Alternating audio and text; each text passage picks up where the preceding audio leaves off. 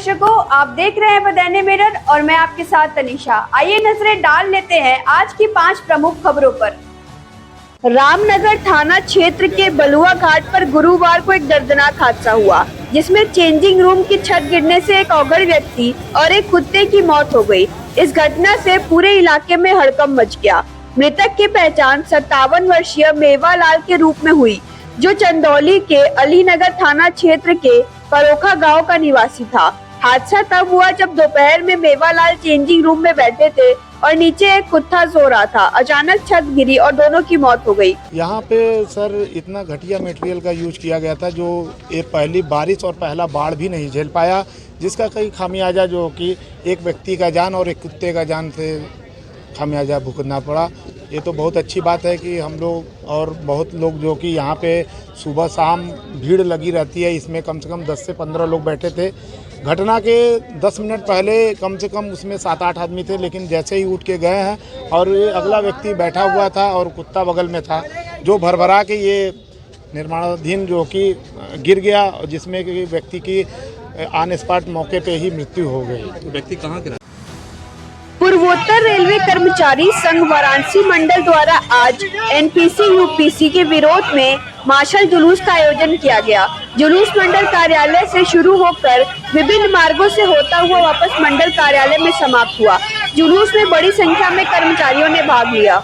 आज मफाल जुलूस इसलिए निकाला जा रहा है कि भारत सरकार ने जो यूपीएस लागू किया है उसमें कई खामियां हैं, इसलिए कर्मचारी बहुत आक्रोशित हैं। हमारे फेडरेशन के महामंत्री डॉक्टर एम राघोइया साहब ने उसके अंदर बहुत कुछ सुधार करने के लिए 27 तारीख को ही उन्होंने पत्र दिया कि इसमें जो कर्मचारियों का अनुदान कट रहा है, ब्याज कैसे दिया जाएगा उसको क्लियर किया जाए। जो 25 वर्षों का सेवानिवृत्त आयु रखा गया है उसको 20 वर्षों का किया जाए।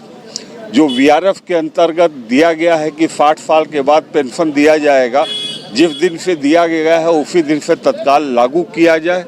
और जो ओल्ड पेंशन स्कीम के अंतर्गत 55 साल, 85 साल, 80 साल, 85, 90, 95, 100 पे जो अनुदान मिलता है उसको प्रोवाइड यूपीएफ में किया जाए और इसका नाम बदलते हुए इसको ओपीएफ का ही रूप दिया जाए।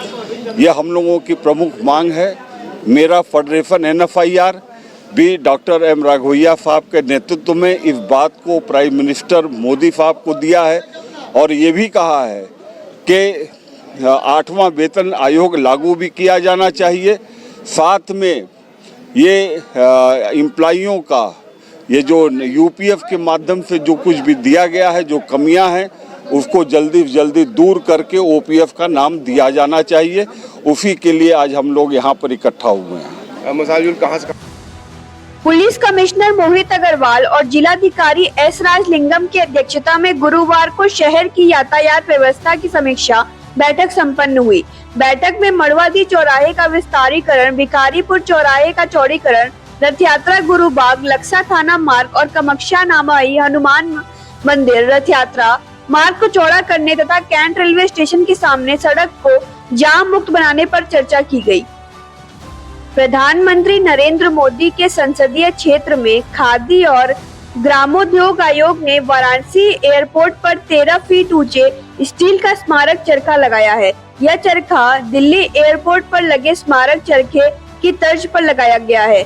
खादी और ग्रामोद्योग आयोग के अध्यक्ष मनोज कुमार ने इसका अनावरण किया। मैं खादी बोर्ड, विशेषतः चेयरमैन खादी बोर्ड का बहुत बहुत आभारी हूँ कि उन्होंने एक गांधी जी के प्रतीक के यहाँ पे स्थापना करने में सहयोग किया।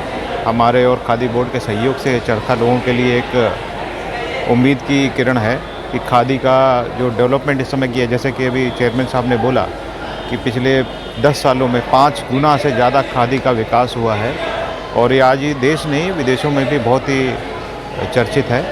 तो ये हमें आभास है इसका कि ये जो चरखा यहाँ पे लगाया गया ये लोगों को बताएगा और इसके बारे में लोग क्यूरियोसिटी जो आने वाली जनरेशन है उसके बारे में लोगों को सूचित करेगा। क्या यार वाराणसी नगर निगम द्वारा आयोजित वृहद कचरा उत्पादों के लिए 2 दिवसीय कार्यशाला का आज समापन हुआ। इस कार्यशाला में 134 संस्थानों ने भाग लिया और कचरे के निस्तारण के बारे में प्रशिक्षण प्राप्त किया। कार्यशाला का मुख्य उद्देश्य ऐसी संस्थाओं को प्रशिक्षित करना था जो 100 किलोग्राम कचरा अपने संस्थान से उत्पाद करते हैं। कार्यशाला में मेरा कचरा मेरी जिम्मेदारी के अंतर्गत कचरे के निस्तारण के संबंध में जानकारी दी गई। बनारस की 5 मुख्य खबरें। कल मिलते हैं इसी टाइम, तब तक आप देखते रहिए और जुड़े रहिए हमारे साथ बदायूं मिरर पे।